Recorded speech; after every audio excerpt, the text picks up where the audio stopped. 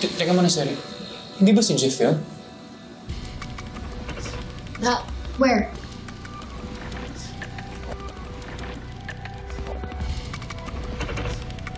Wala ba ibang CCTV dito? Sa labas, wala? Nako sir, sa ngayon yan lang talaga yung gumagana na CCTV dito sa venue namin. Matagal na nga ho kaming nagre-request sa management ayusin ang mga yan pero wala pa rin Naghahanap pa daw ng kontraktor. Han, tama na kaya. You're just bringing yourself down.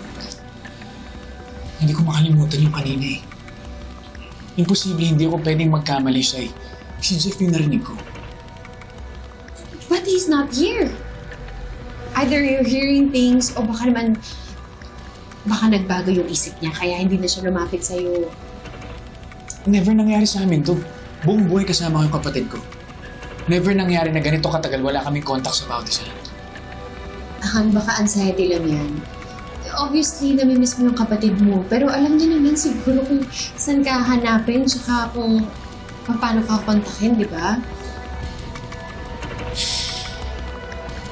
Ano na? Hello? Boss, hanap pa po ng organizer. Sige, pupunta ako. Shay, okay lang ba kung dito ka muna? Please, paki-double check yung footages. Okay, baka may hindi ako nakita And sa'yo muna tong phone ko. Pag tumawag si Jeff, pakisagot. Okay. Mabalik ako.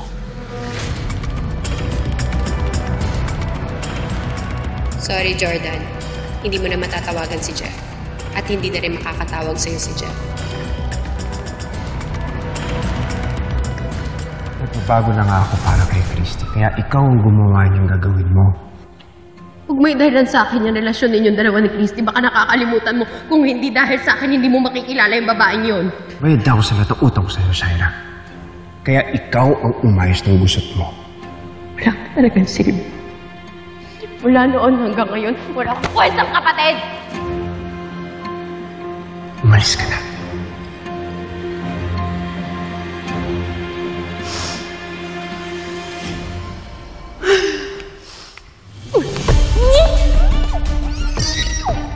Sige, bumalik ka. Papatayin kita.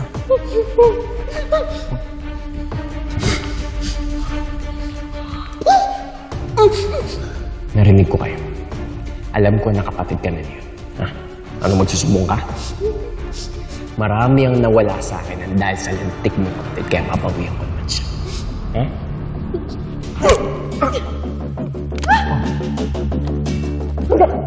Sige. Subukan mo pa tumakas. Hindi. Please, huwag mo ako sasaktan. Si Leon, wala siyang pakialam sa akin. Kung narinig mo yung usapan namin kanina, alam mo mag-aaway kaming dalawa. Baka nga matuwa pa yung kapag nawala ko sa buhay niya Hindi mo paikot. Hindi kita pinapaikot. Nagsasabi ako ng totoo. Ikaw, you and I are on the same side pagkadating kay Leon. Galit din ako sa kanya. Galit ka? Oo, makinig. Alam mo, kung balak mo, bagian siya sa lahat ng kinuha niya sa'yo, ay, na mababawi mo pa yung kakatay mo dito sa wala. Makinig ka. Ako, tayong dalawa pwede tayong magtulungan. May offer ako sa'yo, tapos babayaran kita. Hindi ba gusto ko yun? Kasi yung sinasayang mo yung oras mo dito kay Leon.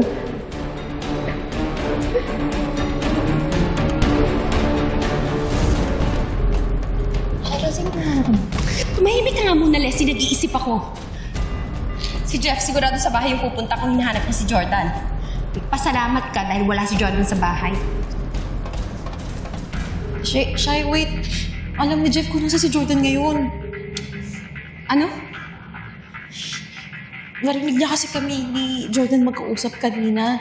Alam niyo kung saan yung location ngayon ni Jordan. Handa na ako mamayang gabi. Hello, hindi. Hindi, sandali lang. Change of plans. Nakatakas si Jeff. Itatext ko na lang sa'yo kung nasan yung address. Siguraduhin mo hindi sila magkikita dalawa ni Jordan, ha? Saan kausap mo?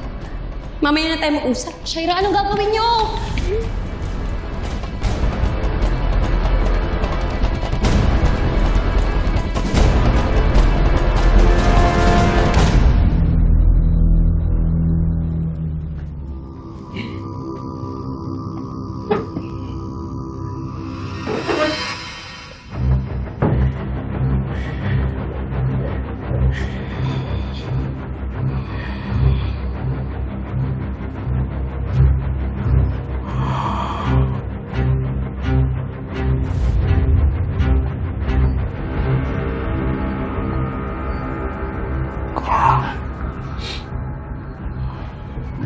Sino kayo? Asan ako?